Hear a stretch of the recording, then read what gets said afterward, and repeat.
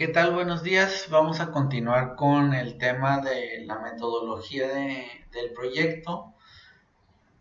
Como vimos en la sesión pasada, pues esto nos ayuda a tener más claros los pasos a seguir al momento de diseñar y pues no tener omisiones en el proceso y que nos llevan a tener un mal resultado. Empezamos a ver la metodología de Christopher Jones o el método de los inputs y outputs. Vimos que este método pues se analizaba desde tres puntos, desde de la creatividad racional y del control, y vimos cómo trabajamos en cada uno de ellos. Finalmente, en el punto de control vimos que el sistema era un sistema autoorganizado en el que el diseñador podía elegir qué herramientas funcionaban de acuerdo a cada tipo de proyecto que iba a desarrollar. Entonces, pues vamos a continuar viendo esto. Hasta aquí pues no hemos visto ciertamente más que esos puntos de cómo funciona la mente del diseñador, pero la metodología también Christopher Jones la dividió en tres partes. En una primera parte que le nombró divergencia, que para nosotros hablaríamos que en una metodología normal es la parte de análisis. Como tarea les voy a dejar que investiguen el concepto de divergencia para poderlo discutir en la próxima sesión sincrónica y ir entendiendo mejor esta metodología. En una segunda etapa nos habla que es la etapa de la transformación o de la síntesis. Entonces también investigar a qué se refiere transformación. Una última etapa que es la etapa de la convergencia o la etapa de la evaluación. Igualmente la definición de convergencia.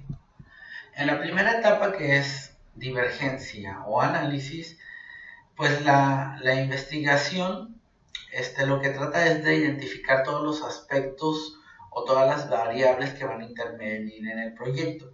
Tantas las variables que sean susceptibles a cambio como las variables que van a ser fijas. ¿Qué variables podemos tener susceptibles al cambio en un proyecto arquitectónico o en un proyecto de arquitectura? Pues el sitio es que se puede mejorar la topografía, que quizás yo puedo reorientar las vistas.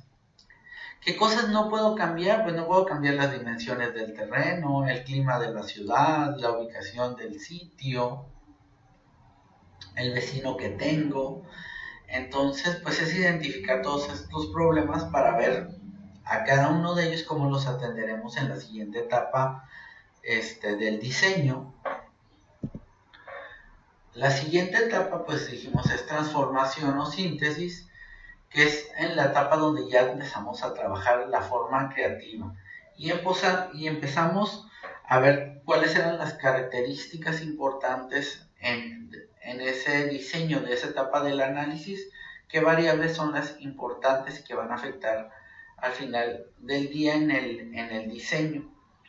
En esta etapa decimos que es la parte creativa porque es donde llegamos a hacer la parte del concepto, de tener muchas ideas de diseño, rebotar estas ideas con el cliente, para finalmente, al terminar esta etapa, poder llegar a una sola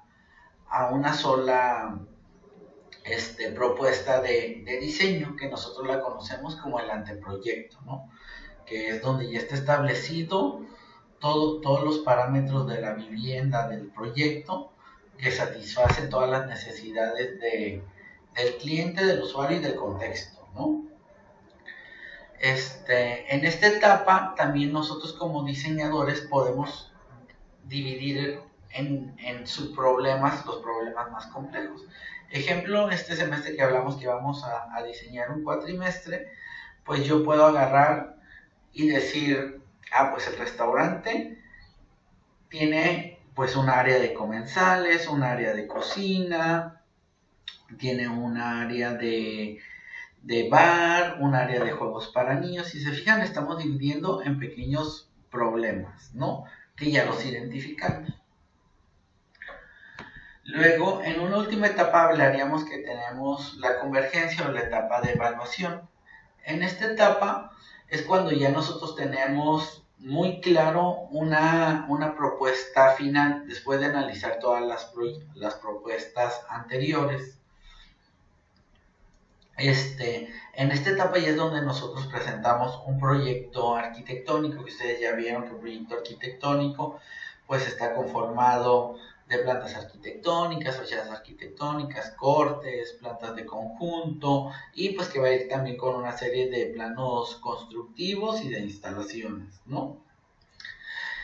Esta etapa pues continúa, ¿no? También es llevar ya la solución a la ejecución, y en este proceso también vamos a ver que va a haber herramientas para revisar las propuestas antes de llevarlas a la ejecución. Entonces, pues hasta aquí no parece algo extraordinario la metodología de Christopher Jones. O sea, porque dicen, pues bueno, tiene 3 etapas de investigación como muchas otras metodologías. Lo importante aquí va a ser que Christopher Jones nos deja un compendio de herramientas que muchas ya las utilizamos, y esas herramientas las vamos a poder dividir por cada una de las etapas.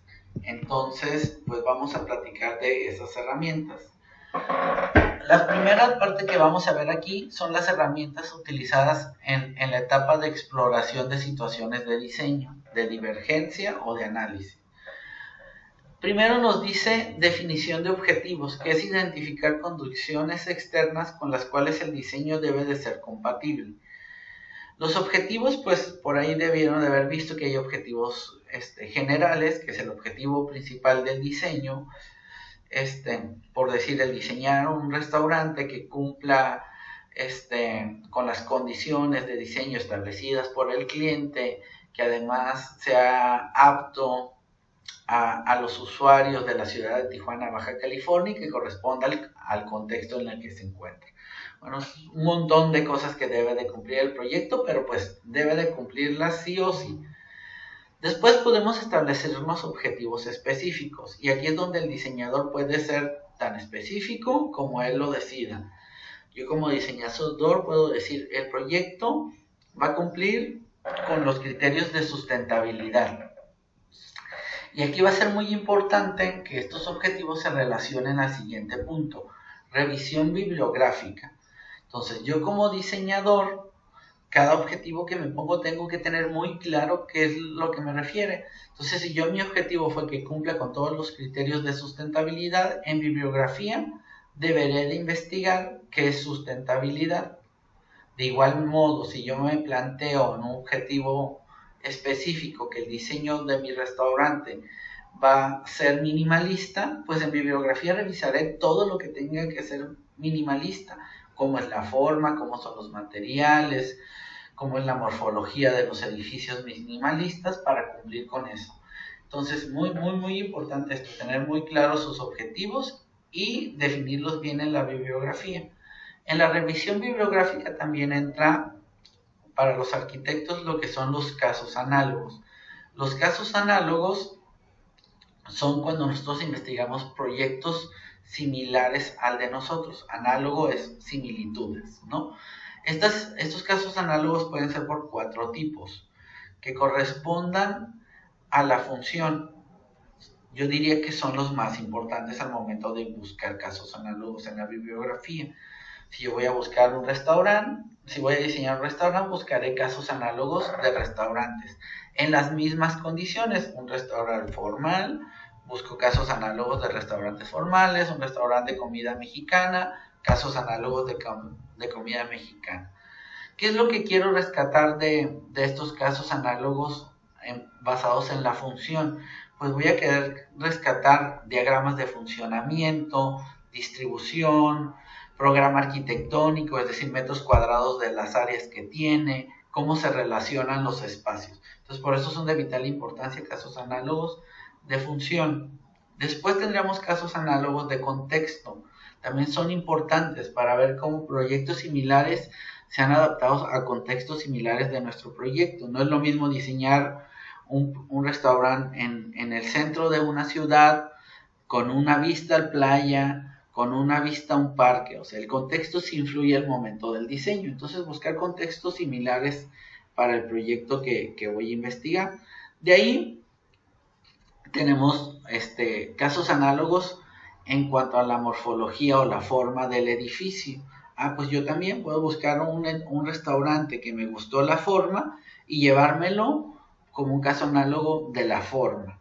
O casos análogos de los materiales. También pudiera tener los materiales que empleó ese proyecto, los quiero rescatar en mi proyecto. Entonces, en esta primera parte son las herramientas que utilizaríamos.